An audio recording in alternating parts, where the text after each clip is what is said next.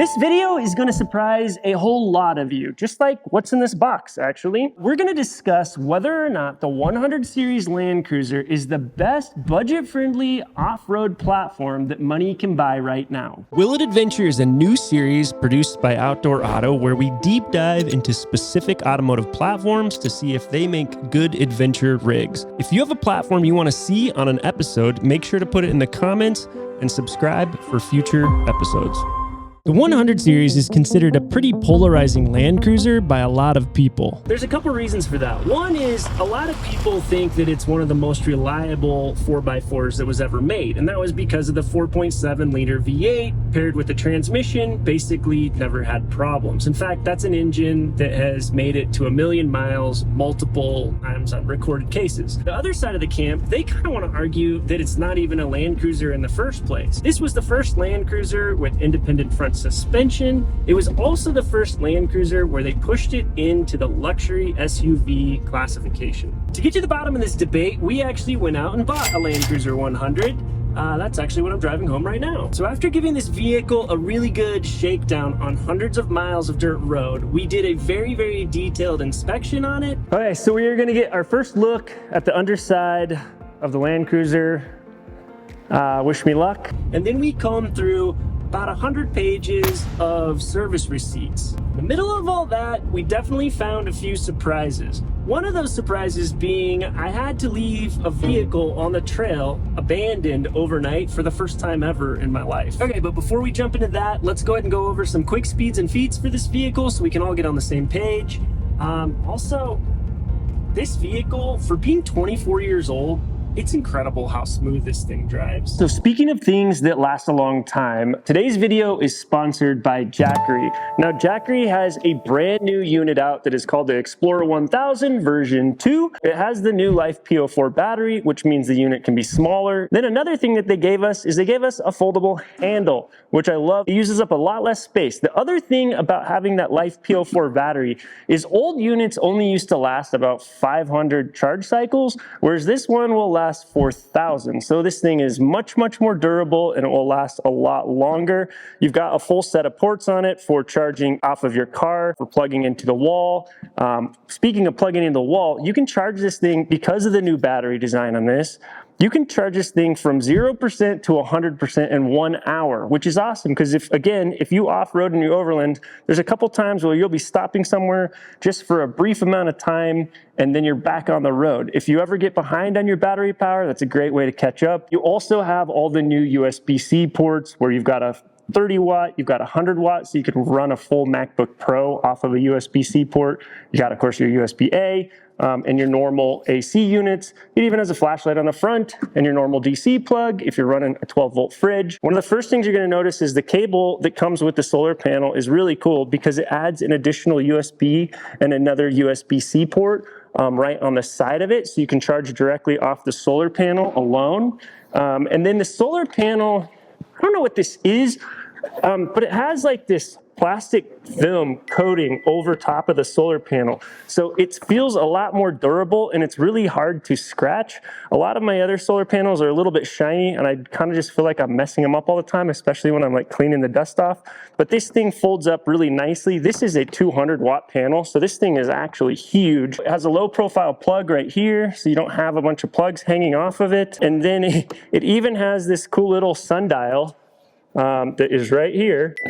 That is for aiming it. So when you're looking at it and you have it aimed at the sun, you'll be able to see a little dot reflection and it'll tell you whether you need to turn your panel farther one way or the other way. I really want to thank them for sponsoring these videos because we really can't afford to make these videos without a sponsor like them. These are educational content that gets found through search over many years. So these videos really don't make hardly any money. And without somebody like Jackery stepping up and saying, you know what, we think the content is valuable, we'll sponsor the video, we really couldn't afford to make these for you guys. So Jackery, thank you so much for sponsoring. I want to show you guys this thing outside that's totally nuts with a Jackery. So I live on a farm, and if you come out here real quick, all the trucks waiting to be worked on. Yeah, so over here we have these rabbits, and it's an old panel. And then we have an old Jackery unit. I think this thing's from 2019, and it runs these fans to cool off the rabbits. So that thing's been running almost 5 years. It was 104 degrees out here today, and somehow that thing still doesn't melt, explode, or blow up. So if I can vouch for anything with Jackery, their products seem to last a long time. Remember, this is a Jackery Explorer 1000. It's version 2. It's brand new, all new on their site. The link to check it out is below.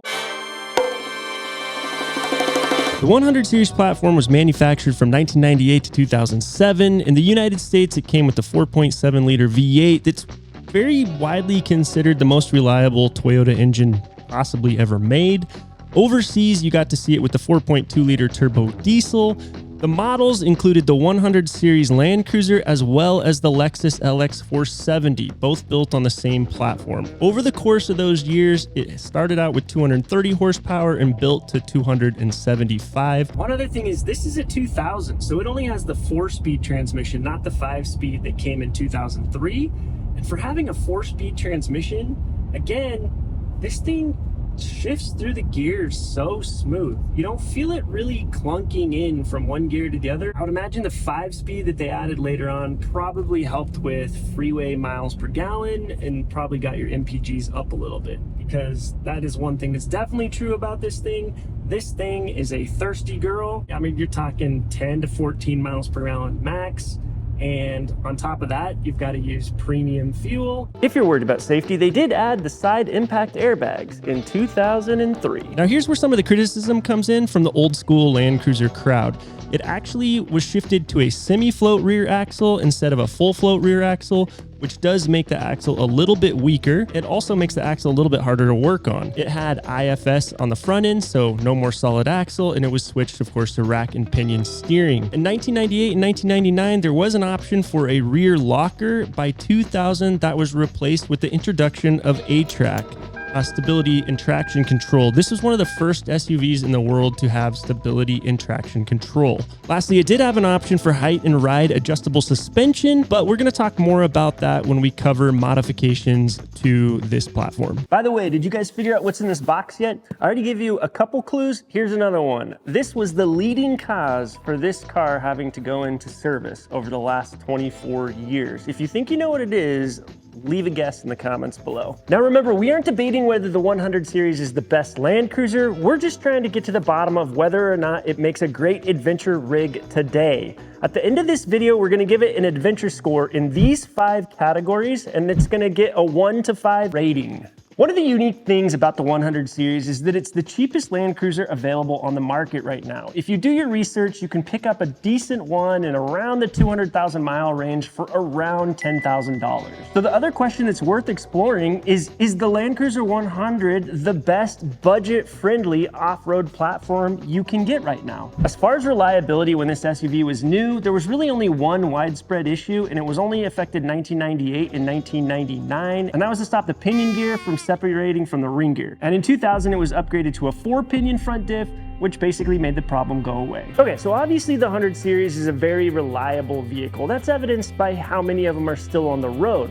The problem is the average 100 series is almost 20 years old, and there is a ton of wear and tear, normal maintenance issues that come up in that amount of time. So in order to judge whether the 100 series is a bargain 4x4 for you, there are quite a few things that you need to check. To make this easy, we compiled a list of the top 26 maintenance-related failures. You guys ready for quiz time? How many of these problems do you think we found when we did our inspection on this vehicle?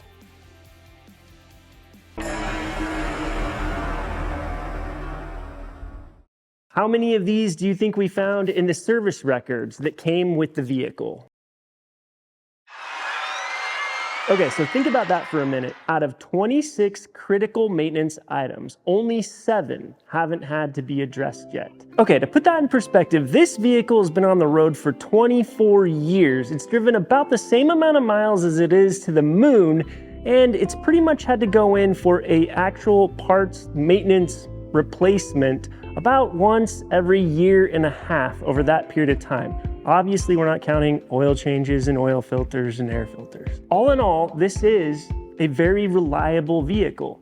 The problem is, are you gonna get one that's been taken care of like this, that's gonna have a lot of green check marks on that list? Or are you gonna get one that has a massive list of things that need to be done? And you need to calculate how much it's gonna cost to do all those things. I, of course, do all these things myself here in the shop. So for me, I've got to replace the CV axles. I got to chase down a power steering leak that looks like it's just a weeping hose. And then I've got to replace the ball joints on the top upper control arms. That's actually not that big of a deal. And believe it or not, even the parts for all of that, if you're doing the labor yourself, it's not that bad. However, if you're getting into here and you're having to replace some of the more expensive parts like the steering rack, or you're having to replace the brake actuator or booster, you're gonna be spending a lot of money, and especially if you're paying someone else to do it. So all in all, I can't answer this question for you. You have to do a good job shopping. You have to do your due diligence. Take this list with you and make sure you know what you're getting into. But if you get into a good one of these vehicles that's sitting around 200,000 miles and the service is done properly, you've got a vehicle that very likely is gonna last you another 100,000 miles. And we haven't talked about it yet, but these things can off-road.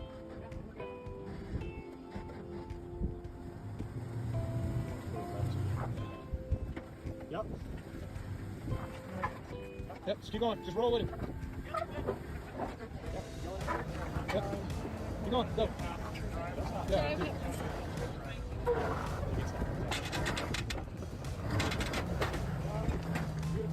They do really well off-road. The 8-track in them, even though it was the first round of 8-track that ever existed, works excellent. In future episode, we are going to do a budget off-road build on this vehicle. And when I say budget, we're trying to get a very good off-road vehicle to take a family on overlanding trips and rock landing trips. And we're trying to do it under 20,000, including the price of the vehicle and the repairs. Anyhow, that's gonna be a future episode, so subscribe if you wanna watch that. As for the mystery box, there is definitely an important lesson in here, and we're gonna reveal it just as soon as we're done with our Will It Adventure scores. For Gin Pop camping, I mean, you can camp inside it without even taking a tent. It's gonna get you where you wanna go in comfort and style, but it's gonna burn a lot of gas. So for that reason, I say it's certified good enough. If overlanding is your thing, well, this SUV has been overlanding since before it was cool. We could learn a lot from its simplicity and grace. Plus, it can house all my kids, so I say send it. If you paid attention to those clips of Greta the Hundo, you know what I know. With the right driver and a few mods, this thing can rock land. So I give it a score of fine, it's fine. When it comes to rock crawling, I'll say it again. Can you fit a square peg through a round hole? Sure you can if you smash it enough. The 100 series is a bit big and a bit heavy, so for real rock crawling, I'd say we've entered the discomfort zone. When it comes to pre-running, it doesn't have the most powerful V8, and the travel in the front would have to get worked out, but where there's a will, there's a way, and I say fine, it's fine. Okay, now for the mystery box. Did you guys all guess it yet? This is, of course, an alternator. In fact, it is the bad alternator that stranded the 100 series on the side of the road overnight. I've never left a vehicle on a trail before. We actually had the Tundra with us, and we were rotating batteries back and forth, and we did that for about 70 miles, but we had 2 small kids with us, including a 3-year-old, and it was about 100 degrees outside. So eventually we did have to leave it on the trail overnight, and then we went back and got it the next morning. Okay, so when you have an alternator go bad, 70 miles of dirt road from paved road, we are rotating my batteries. I have dual batteries in the truck. So we're rotating my working batteries for her dead batteries. And we're getting about 17 miles per battery before it's dead again. And then we have to do the rotation again. And then we're charging them up 2 at a time in there. Problem is, her posts are on the opposite side. So this is our completely janky MacGyvered way to attach this battery. Wish me luck. How many more miles do we have to go? 15. 15 more miles, 1 more battery. We're almost there. We got this. By the time we got it home, we went ahead and switched out the alternator. So replacing the alternator on this is definitely a work from the top, work from the bottom, work from the top, work from the bottom kind of job. And it's tight quarters. So one thing about Toyotas, alternators and starters always seem to be hidden in very, very hard places to reach. And there's a couple things that I found. The alternator that I pulled out was a remanned, no-name alternator. Now, to think about how crazy this is, the first alternator in this vehicle lasted over 150,000 miles. After that, there came 3 more, and they didn't even make it to 70,000 miles. When I replace the CVs, you better believe I am gonna go try to get actual Toyota CVs for the vehicle. It's interesting, the older vehicles get, sometimes it's harder and harder to get those parts, but whenever possible, I do actually try to use Toyota's actual parts. I know they're more money, but most of them lasted 150,000 to 200,000 miles the first round, and I'm hoping I can get similar life out of them the second round. Yeah, well, we might want to clean that out anyway. Holy cow. What in the world is that? That's cottonwood. It's chicken run from school. Is it cottonwood? It's cottonwood. Well, I think you had a visitor in here too. You know, what was in there?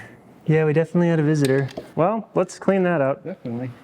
Here's a great example of preventative maintenance. So the one thing is, he bought his wife a new one of these. So this car sat. So I think we got a mouse nest, and we got some really good acorns. Pine nuts? Nope, acorns. Yeah. Check everything when you buy a car.